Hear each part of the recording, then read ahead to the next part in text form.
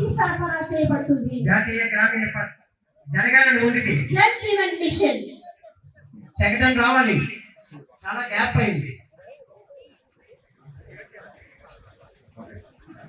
Jal Jeevan machine ద్వారా housing colonies కి ప్రతి ఇంటికి కుళాయిని ఏర్పాటు చేయటకు జల్ జీవన్ మిషన్ రావాలి.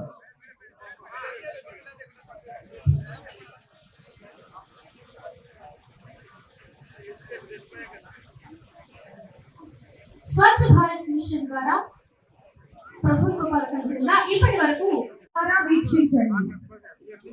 తదుపరి మన ముందుకు వస్తుంది ఎన్టీఆర్ భరోసా పింఛన్ల శకటం. ఆకలిని తీర్చి డక్కా సీతమ్మ గారి మరిపించే అన్న క్యాంటీన్,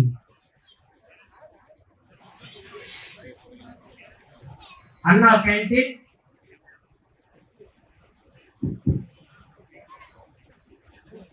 వాటర్ హార్వెస్టింగ్ సెక్టర్లు, నీటి నిల్వకాలం వంటి పనులను కూడా చేపట్టడం జరుగుతుంది. విశ్వ మానవ కళ్యాణాన్ని ప్రతిపాదించడమే మన ఆదర్శం.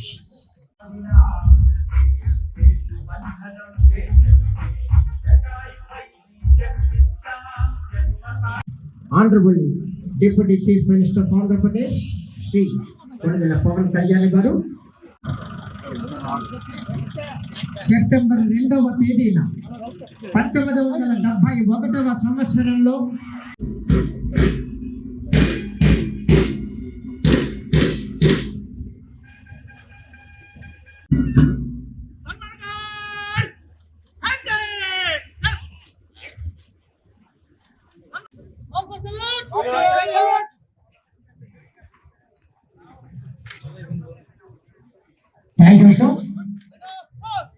డిసెంబర్ నాటికి నిర్మించి లబ్ధిదారులకు అందజేస్తారు.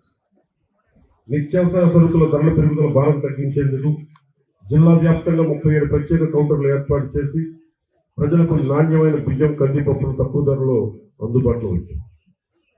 జిల్లాలో ఈ ఖరీఫ్ సీజన్ పంటల సాగుకు 4,251 కోట్ల మొత్తాన్ని పంట రుణాలకు గాను, 2,425 కోట్ల మొత్తాన్ని టర్మ్ లోన్లు గాను రైతులకు అందించేందుకు నిర్దేశించుకున్న లక్ష్యానికి గాను ఇప్పటివరకు 3,941 కోట్ల రూపాయల మేరకు రుణాలు కల్పించింది. కౌలు రైతులకు 59 కోట్ల మొత్తాన్ని రుణాలుగా అందించారు. ఇటీవల కురిసిన భారీ వర్షాల కారణంగా నష్టపోయిన రైతులకు 80% రైతుపై 100 క్వింటాళ్ల విత్తనాలు సరఫరా చేస్తారు.